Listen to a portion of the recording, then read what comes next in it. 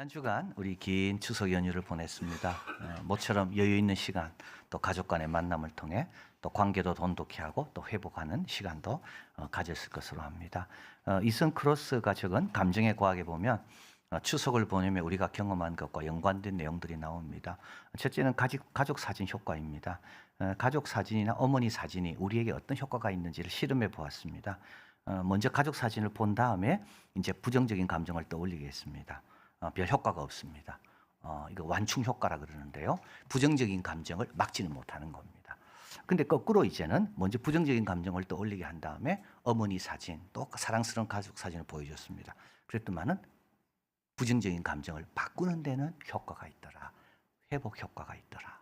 그러니까 감정은 이 트리거라 그래서 우리가 막을 수 없다 그랬죠. 그거는 막을 수 없지만 그러나 그 다음 감정의 경로 또는 감정의 지속성은 우리가 조절할 수 있는 거죠.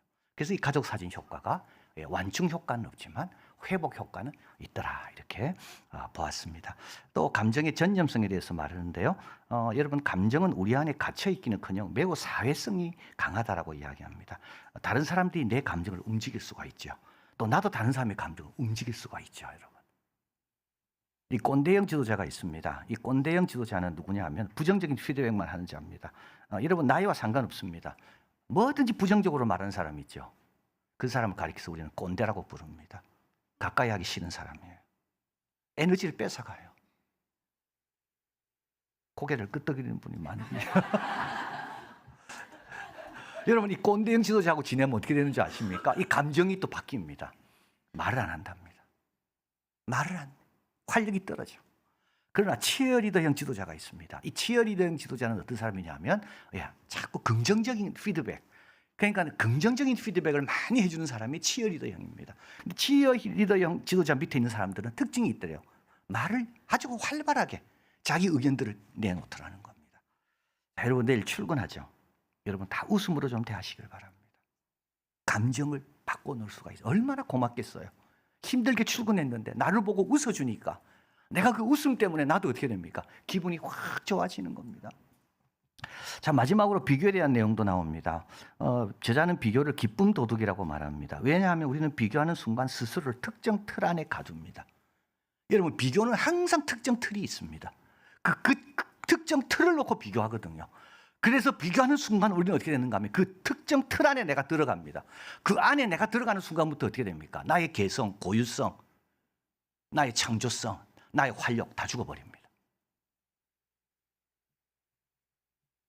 그래서 기쁨 도둑입니다. 기쁘다가도 갑자기 비교하는 순간 나도 원치 않는 틀 안으로 내가 들어가거든요. 그런데 참 저자는 비교가 다 나쁜 것이 아니라고 이야기합니다. 좋은 비교가 유용한 비교가 있다는 겁니다.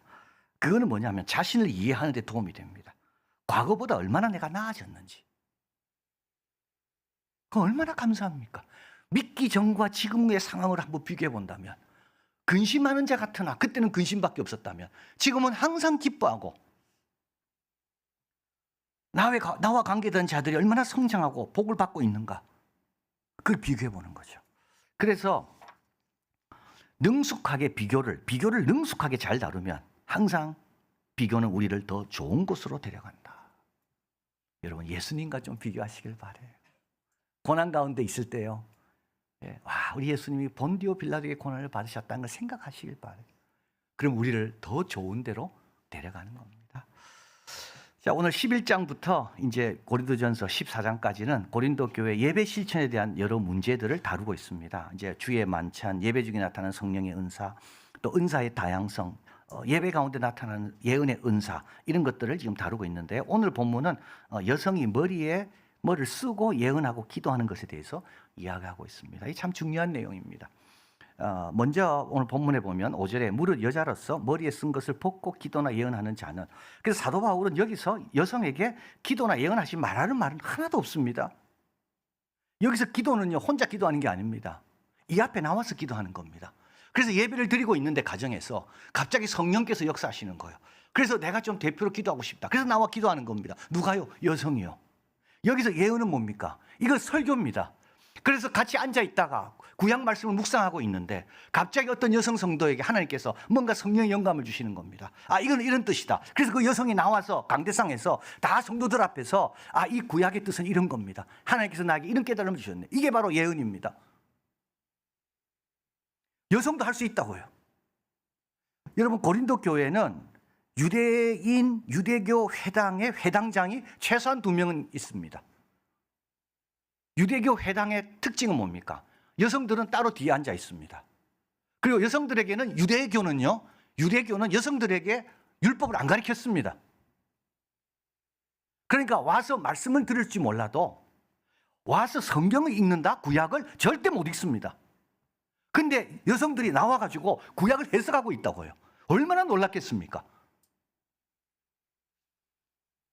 하나님의 영이 남종과 여종에게 부어지고 자녀들은 예언하고 젊은이는 환상을 보고 늙은이는 꿈을 꾸는 하나님의 은사와 부르심에는 차별이 없는 예수님으로 인해서 세워지고 우리에게 들어온 새로운 질서, 새로운 원리. 하나님의 은사는 차별이 없다. 자, 그런데 조심해야 될 것을 말하는 겁니다.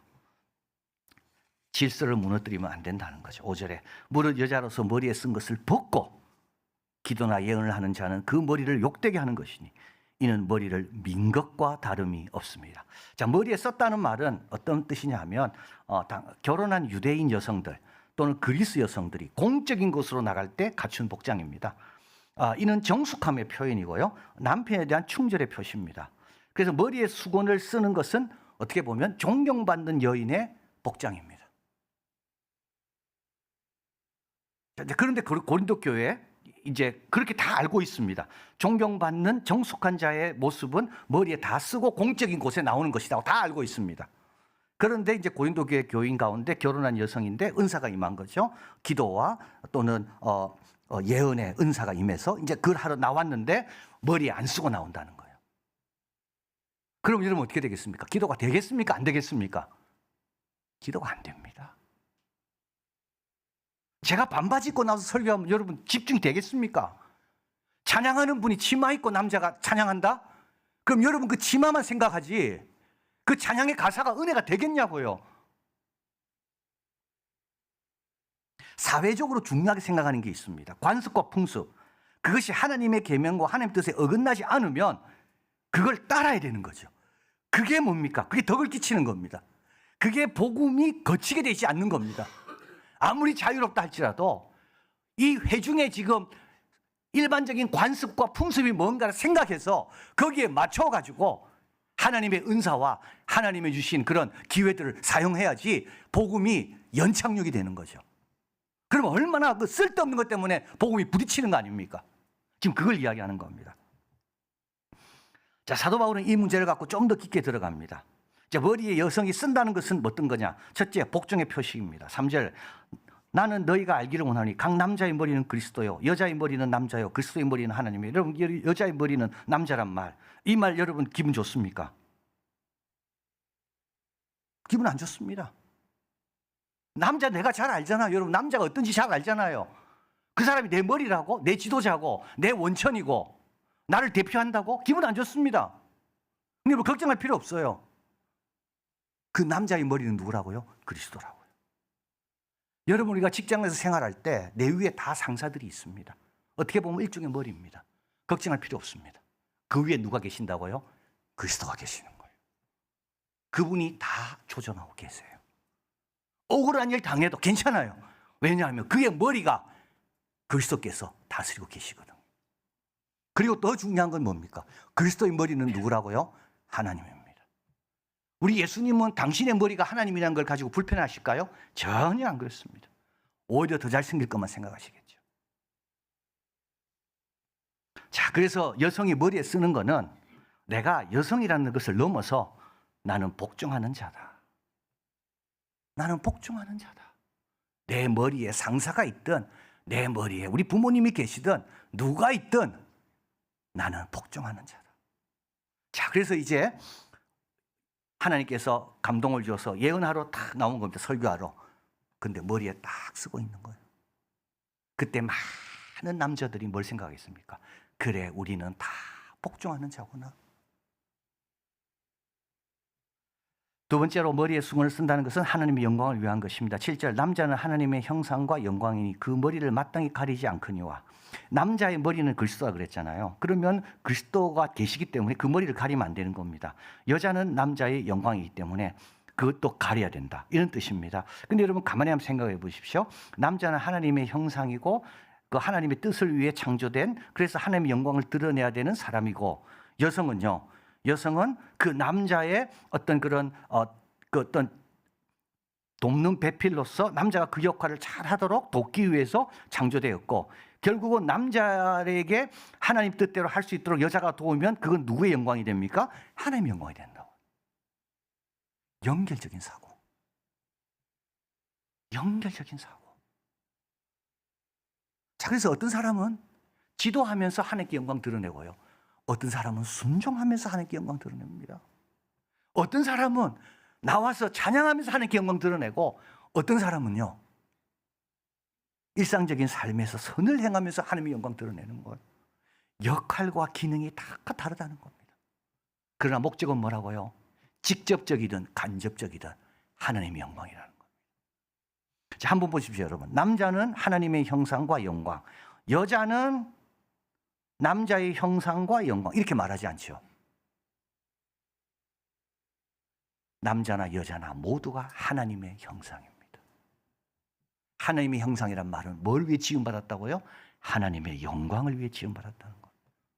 어떤 사람은 직접적인 영광, 어떤 사람은 간접적인 영광. 자, 그래서 하나님의 영광을 위해서 우리는 얼마든지 조절할 수가 있어야 됩니다.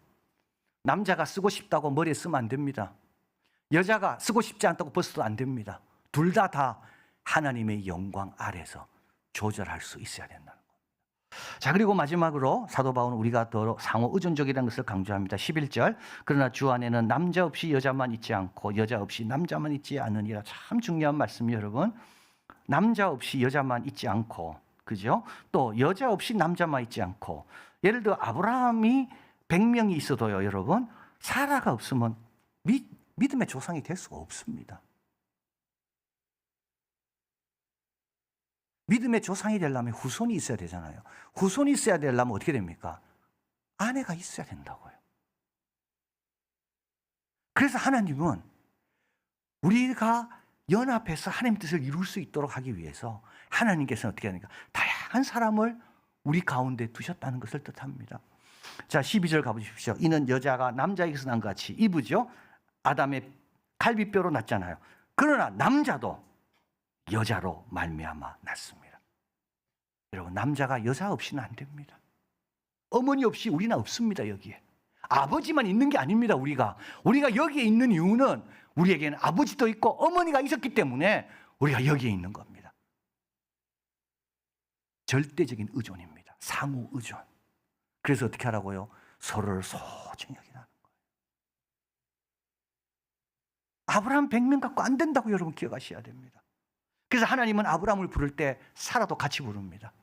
그리고 아브라함의 이름을 바꿀 때 아브람에서 아브라함으로 바꾸잖아요. 열국의 아비로. 이때 사레에서 사라로 바꿉니다. 열국의 어미로.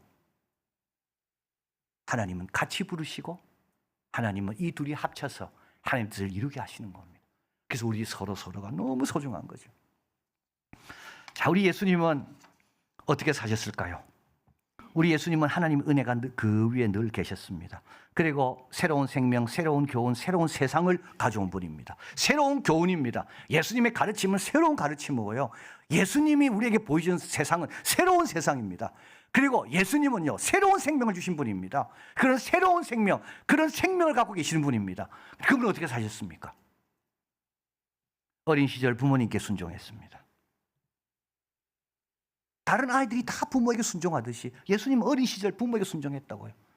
그리고 형들이, 누나들이 동생들 돌보듯이 예수님은 공생의 전까지 동생들을 돌보셨습니다. 예수님 복장은 어땠습니까? 여러분, 세례 요한처럼 그렇게 특별하게 복장 입고 다니지 않았습니다. 예수님은 전통 유대인 복장을 입으셨습니다. 전통 유대인 복장은요, 이 옷 가에 4끈을 답니다. 그 끈이 뜻하는 뜻만은 뭐냐면 율법을 기억나게 하는 뜻입니다. 그래서 혈루증을 앓던 여인이 예수님 옷가를 만졌다 그랬잖아요. 그 옷가를 쓰셨다는 말은 그 끈을, 그 술을 잡았다는 뜻입니다. 자, 예수님과 베드로가 같이 있을 때 베드로에게 성전세를 받는 자가 나와서 이렇게 말합니다. 다 성전세 내는데 왜 당신의 스승은 성전세를 안 내냐고. 이때 예수님이 뭐라 말씀합니까? 왕의 아들이 세금을 내는 경우가 있냐? 그러나 나는 너희들이 실족할까 봐 세금을 낸다. 그래서 물고기를 잡으라. 잡으니까 그 안에 한 세겔이 나옵니다. 예수님께서 그것을 빼서 베드로 네 거, 내 거, 반세겔이니까 세금을 내라. 성숙한 그리스도인은 기도와 예언, 하나님이 주신 특별한 은총과 기능, 역할을 하지만 품위를 갖고 합니다. 질서를 지키면서 합니다. 사랑과 전체의 유익을 생각하면서 합니다. 자기만 생각하지 않는다고요. 전체를 생각하고 품위와 질서 가운데 복음의 걸림이 되지 않도록 모든 것이 가하지만 모든 것이 유익한 것이 아니요 모든 것이 가하지만 모든 것이 덕을 세우는 것이 아님을 알고 늘 삼가하고 절제합니다. 복음의 표식을 갖고 있으시길 바랍니다. 이건 두 가지라고 저는 생각해요. 하나는 절제입니다. 이게 복음의 복종의 표식입니다. 복종의 표식. 우리 예수 믿기 때문에 나는 하나님의 뜻에 복종한다는 그 표식, 절제입니다. 그리고 봉사입니다. 그리고 하나님의 영광을 위해 내가 할 수 있는 일들을 얼마든지 조절하는 겁니다. 그리고 서로를 소중히 여깁니다. 함께 하기 때문에 이루어내고 하나님 뜻을 성취할 수 있는 것. 그래서 하나님께서 보내주신, 다 하나님께로 났다 그랬거든요. 하나님께로 나온 하나님이 보내신 귀한 자들. 이럴 때 우리는 더 성숙해지고 하나님의 뜻을 온전히 이루는 자들이 다 될 것입니다. 사랑의 하나님, 너무 고맙습니다. 참 우리에게 아버지만 있지 않고 엄마가 있어서 우리가 있습니다. 이것처럼 우리 서로가 힘을 합쳐야 하나님의 귀한 뜻을 이루어갈 수 있습니다. 그리스도 안에는 남자만 있지 않고 여자만 있지 않고 아브라함도 있었고 사라도 있었습니다. 서로 소중히 여기게 하시고 또 우리도 하나님 주신 너무나도 좋은 기회와 새로운 생명과 새로운 원리와 새로운 세상에 살지만 그러나 이 하나님 밀이 땅에 떨어져 썩어 죽어야 열매 맺는 것처럼 이 땅에서 또 우리가 져야 될 짐이 있다면 그 짐을 잘 져서 하나님 나라의 그런 열매를 이 땅에서 잘 맺어가는 그런 복된 우리들 다 되게 하여 주시옵소서. 예수 그리스도 이름으로 기도하옵나이다. 아멘.